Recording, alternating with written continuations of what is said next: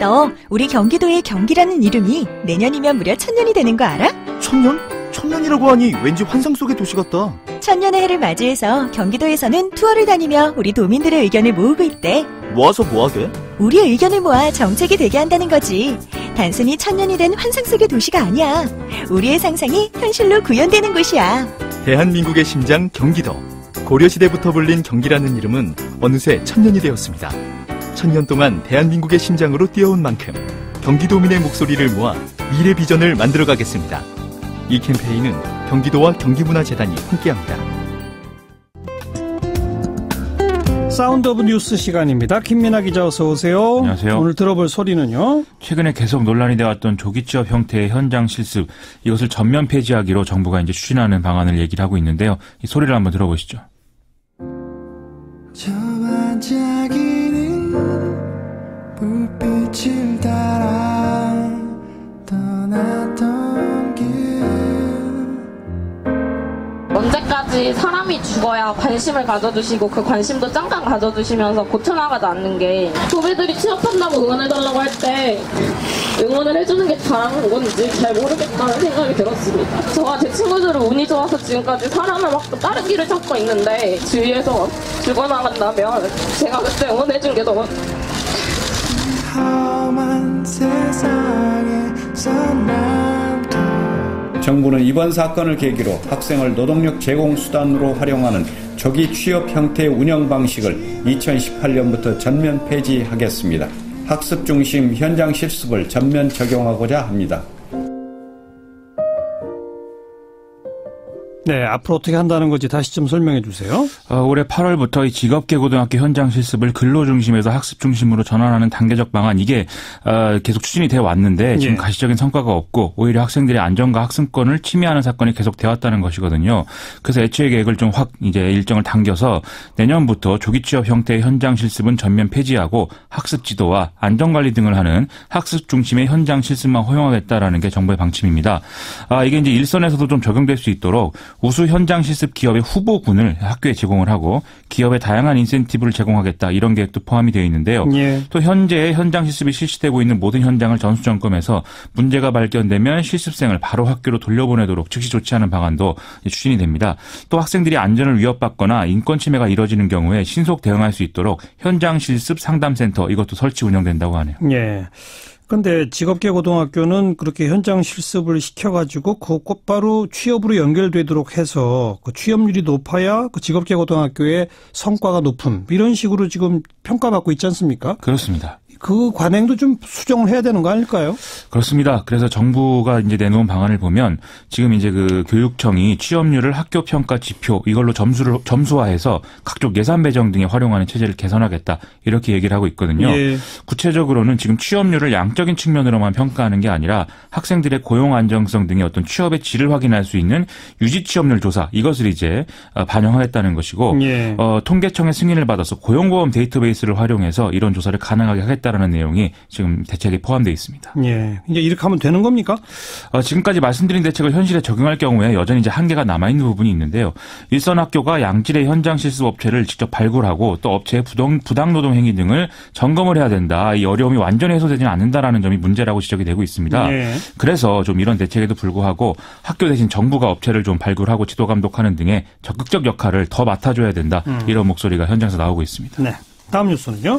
오늘 문재인 대통령이 기순 과정에서 총상을 입고 쓰러진 북한군을 구해낸 JSA 한미 양국군 장병과 이국종 아주대 교수를 청와대로 초청했는데요. 문재인 대통령은 자신이 예전에 판문점 도끼 만행 사건 당시에 미루나무를 제거하는 작전에 투입됐던 경험, 이런 것들도 소개를 하면서 권영한 소령, 송승현 상사, 노영수 중사 등을 치하하는 이런 발언들을 했습니다. 이 자리에 참석한 이국종 교수는 이 소령 계급장이 달린 해군 정복을 입고 왔는데요. 이 자리에서 문재인 대통령은 중증외상센터의 중요성에 공감을 하면서 1차적 외상 치료만이 아니라 환자의 트라우마까지 치료할 수 있는 시스템을 갖추도록 노력해달라, 이렇게 좀 지적을 하는 모습도 보였습니다. 이국종 교수가 명예 해군 소령이라면서요? 그렇습니다. 지난번에 이제 그 아덴만 그 사건 때 해군 대위로 이렇게 명예 임명이 됐는데 이번에 또 소령으로 진급을 했다고 합니다. 아하하. 자, 그 사건이 JSA에서 벌어진 것인 만큼 한미 동맹에 대한 언급도 있었겠네요. 문재인 대통령은 한미 동맹은 단순히 문서로 맺은 동맹이 아니라 피로 맺은 동맹이다 이렇게 강조를 하면서 트럼프 대통령 방한 당시에도 JSA에 함께 갈 수 있었으면 더 좋았을 것이다 이렇게 강조를 했고요. 이국종 교수도 유사시에 외상센터를 축으로 해서 한미 그리고 민관군 협력 등을 정확히 구현할 수 있다는 것을 이번에 국민에게 알리게 돼서 다행이다 이런 발언을 또 하는 모습 보였습니다. 오늘 일정은 그래서 단지 외상센터 문제뿐만이 아니라 북한이 지금 군사적 도발을 감행하고 있는 이런 상황에서 외교안보적 메시지를 또 분명히 하는 이런 효과도 거둔 것으로 평가가 됩니다. 또 그 외상센터 관련 예산은 국회가 증액하기로 했죠. 그렇습니다. 지금 뭐 예산안 자체는 합의가 잘 되고 있지 않는 상황이지만 공통정책 과제를 우선 놓고 여야가 증액 관련 논의를 했는데 일부 합의가 이뤄진 부분이 있고 여기에 권역 외상센터 예산이 들어간다라는 얘기죠. 구체적으로는 의사, 간호사 인건비 지원 그리고 수도권에 헬기 한 대를 도입하는 그런 예산 이게 총 212억 원 정도 늘리는 방안 이런 것들이 합의가 됐다고 하는데요. 여기에 기획재정부까지 동의하는 절차를 거치면 권역 외상센터의 내년 예산은 한 612억 원 정도로 늘어난다고 합니다. 어쨌든 예산안 합의가 빨리 돼서 이런 중요한 대목에서 성과가 빨리 있었으면 합니다. 네. 다음 뉴스는요? 국민연금이 스튜어드십 코드 도입을 공식화한다라는 소식인데요. 스튜어드십 코드? 그렇습니다. 이게 이제 스튜어드십 코드라는 것은 고객의 돈을 맡아서 관리한다는 개념 이것을 중심으로 한 어떤 주주권 행사 지침 또는 모범 규범 이런 것을 말한다고 합니다. 즉 이 국민연금이 기업의 의사결정에 적극적으로 참여해서 주주의 역할을 충실히 수행하고 국민에게 이것을 투명하게 보고하겠다라는 내용이죠. 박능호 보건복지부 장관은 오늘 국민연금 기금 운용위 회의에서 이 스튜어드십 코드가 세계적 흐름이다라면서 도입을 공식화했는데요. 본격적인 도입은 내년 하반기 정도에 이뤄질 것으로 예상이 되고 있습니다. 그러니까 결국 국민연금이 주주권, 의결권 등을 적극적으로 행사하겠다. 그거죠? 그렇습니다. 이거 사실 그동안 계속 뜨거운 감자가 되어온 부분인데요. 과거 정부에서도 이 국민연금의 의결권 행사 문제 계속 논란이 되어온 바 있습니다. 가깝게는 이명박 정부 당시에 곽순준 대통령 직속 미래기획위원장이 이 국민연금 의결권의 강화 이걸 주장했다가 여론의 반발 때문에 물러서는 이런 모습을 보이기도 했는데요. 이번에는 삼성물산과 제일모직 합병에 국민연금이 찬성한 일을 두고서 비난 여론이 일게 돼서 이 투명성 제고 차원에서 작년 12월부터 도입 논의가 시작이 됐었습니다. 그 전반적으로 투자 수익의 극대화를 추구하는 어떤 책임 투자를 활성화하는 등의 내용이 중심이 되고 있는 그런 상황이죠. 네, 뭐 이런 의미에서 방향은 좋은데, 근데 이제 관치 논란이 생길 가능성이 있죠. 그렇습니다. 이른바 뭐 연금 사회주의 이런 얘기까지 지금 언론에서는 나오고 있는데요. 정부가 국민연금의 의결권을 활용해서 이 상장사 경영에 정치적 영향력을 행사하는 거 아니냐 이런 얘기인 거죠. 오늘 보건복지부가 보고한 내용 중에는 기금운용위원회 보좌기구로 사회책임 투자 전문위원회를 신설하는 방안도 있었는데요. 즉 사회적 책임을 다하지 못한 기업에는 이 기금 투자를 제한하거나 투자 변경을 권고하는 역할을 이 기구가 한다는 거죠. 이 대목에서 이제 같은 논란이 불거질 가능성이 큰 것 같고요. 또 대표적으로 얼마 전에 국민연금이 국민은행의 노동이사제 도입에 찬성 표결한 것에 대해서도 마찬가지 논란이 벌어진 바가 있어서 좀 걱정입니다. 일단 박능호 장관은 이 관치 우려 이런 것들에 대해서 스튜어드십 코드를 도입하더라도 적용 범위와 대상은 아주 제한적일 것이다라면서 좀 논란을 경계하는 이런 모습 보였는데요. 오히려 요즘 같은 분위기에서는 사회적 책임을 다하지 않는 기업이 결국 이런 뭐 성과에서도 이 불리한 그런 점을 좀 돌아봐야 될 것 같습니다. 이 노동이사제 도입 같은 문제도 결국 경영진에 대한 견제와 균형이 더 효율적인 기업 운영을 가능하게 한다는 점을 같이 봐야 될 것 같습니다. 다음 뉴스는요? 파리바게뜨의 가맹본부, 가맹점주협의회, 협력업체 등의 3자가 합자해서 만든 해피파트너즈가 출범했다고 하는데요. 이 해피파트너즈는 가맹점에서 일하는 제빵기사들을 파리바게뜨 본사가 직접 고용하라는 정부의 시정 공고를 이 파리바게뜨가 우회하기 위한 것으로 지금 해석이 되고 있습니다.